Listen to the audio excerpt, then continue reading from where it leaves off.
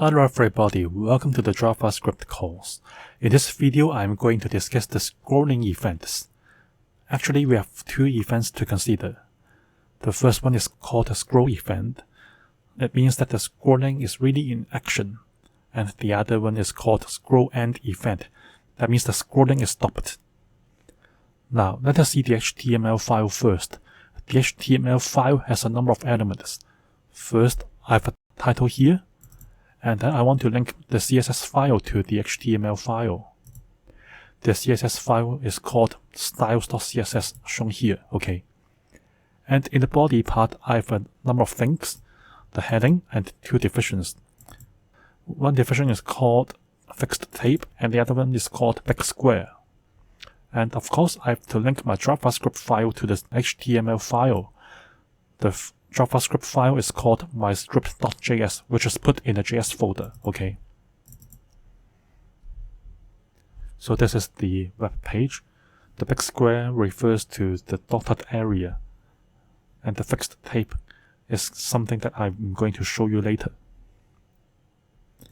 So let us go to the CSS file.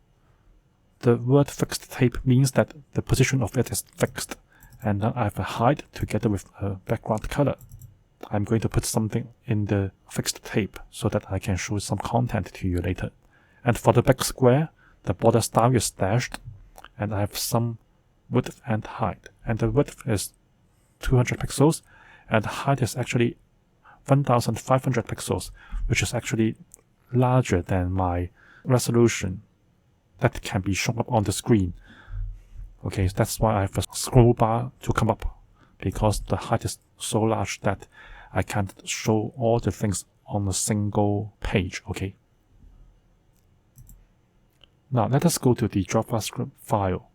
In order for me to use the strict mode, I have to say use strict on the first line of the JavaScript file.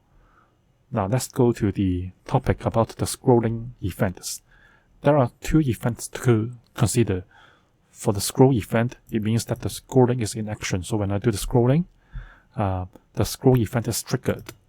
And the scrollend event means that the scrolling is stopped. So when the scrolling is stopped, like this one, then the scrollend event will be triggered. So even though the whole web page isn't shown up to the end, the scrollend event can still be called. So when I stop it right now, even though the scroll bar isn't at the bottom of the web page, the scrollend event is still called, okay. So now I want to show the event by using the floating box like this one, okay. Now I already picked up the fixed tape, which is something to be shown later, which is just on top of the dashed line when you go back to the HTML file.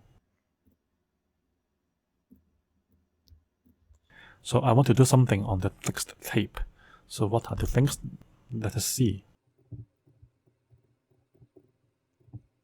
Now I want to do two event listeners on the window. So this time I use the window, okay. And I want to add two event listeners for the scroll event and the scrollend event. So for the scroll event, I want to do something. So I have to put the event object into the argument of the anonymous function.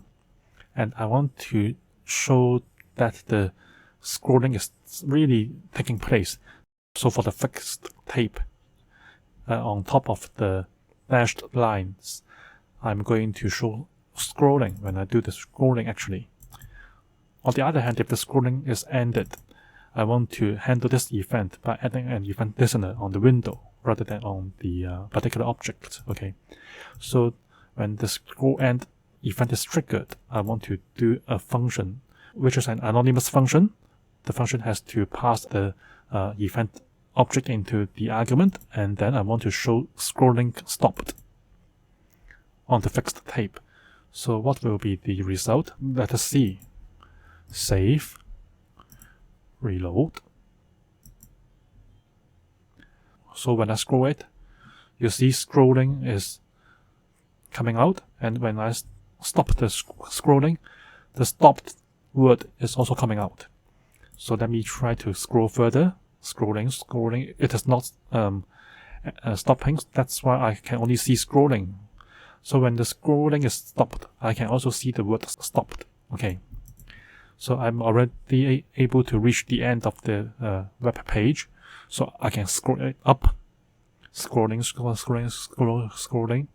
So I have stopped my scrolling again when I come to the top of the web page. Okay. So you can see that the scroll event and the scroll end event can be triggered quite easily by using your scroll wheel of your mouse. Okay. Scrolling. Scrolling stopped. Scrolling stopped. Okay. So you can see that these two events can be triggered very easily. So this video has already talked about the scroll event together with the scroll end event. Okay. And we can just handle these two events accordingly by doing some prompts to the user, like this one or that one. This is the end of the video. If you have any questions about my video, please leave your questions on the comment section below the video. If you like this video, please give me a like and please subscribe to my channel. Thank you for watching.